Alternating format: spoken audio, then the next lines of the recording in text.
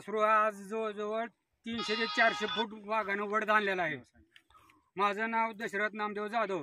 हे माझ्या भावाचं वासरू आहे आणि बार्शी तालुक्यात कमीत कमी 2-2.5 महिने झालं वाघाचा वावर आहे.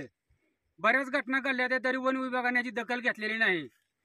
आज जनावरावर एवढी वेळ येते म्हणल्यावर माणूस मेल्यानंतर वन विभागाची दक्षता घेणार आहे का?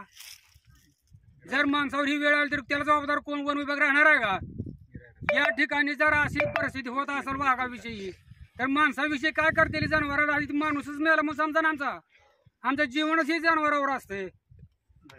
तुम्हाला किती वाजता कळाली जनावर मेले? जवळजवळ आम्हाला सकाळी 7:30-8 वाजता समजले.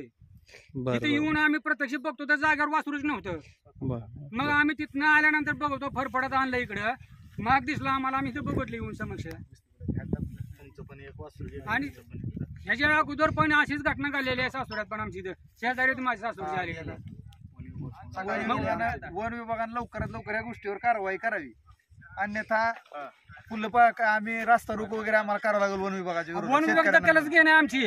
सकाळी 8 वाजल्यापासून सकाळी 7 वाजल्यापासून फोन सुद्धा उचलायला तयार नाही. आम्ही आलो 8 वाजल्यापासून सांगतो आज 12 वाजले. त्यांची नेमकं वासरावर हल्ला केल्यावर गाडी बंद पडलेली असते किंवा दुरुस्त नाही म्हणून सांगते दरवेळेस फोन केल्यावर. वन विभागाला कळवलंय का आपण? हो कळवलंय, सकाळी 8 वाजताच कळवलंय त्यांना. बरोबर. काय त्यांचं काय म्हणणं आलं? ते म्हणजे आम्ही येतोय, थोडी गाडीचा साहेब सकाळी 7:30 वाजता फोन उचलत नाही तिला. 1 वाजत आले. आता कधी यायची वन अधिकारी माणसं? 7 वाजल्यापासून फोन करतो 12 वाजले आमची जवळ. टीमच लावून दिली. येतावच आता येताव कधी, आता मग यायचं कधी? यांना दुसरं काय तर असू द्या, पळत येते दिले की. पण आमचं वासरू मेले, वाघानं खाल्लं तरी यांची दात फिरत घ्यायची, आमची बसून यायची, यांची अपेक्षाच नाही कसली ती. जनावर सांभाळून शेतकरी मग सांभाळायचं काय शेतकऱ्यांनी? तुमची काय मागणी आहे वन विभागाकडे? आमची नुकसान भरपाई मिळावी याची वाघाचा बंदोबस्त आणि वाघाचा बंदोबस्त वन विभागाने करावा. कसा करायचा ती? शेतीला दिवसा 20 द्या, आम्ही रात्रंदिवस इथं असं पाणी द्यायला येतो इथं. आज संध्याकाळी 4 वाजल्यापासून संध्याकाळी 12 वाजेपर्यंत लाईट आहे.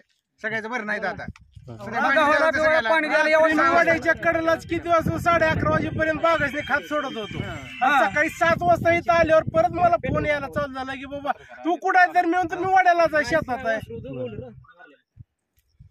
आता सांगा, रात्री मी 11:30 वाजेपर्यंत वाड्याच्या कडेला होतो. सगळे शेतकरी आम्ही काय रातभर काय हे करत बसायचं का? ही शेतकऱ्याच्या जीवाला धोका वाघापासून. दिवसाची लाईट द्या म्हणावं आणि आम्हाला दिवसाची लाईट द्या, काय असेल ती तुमची ठरवा. आणि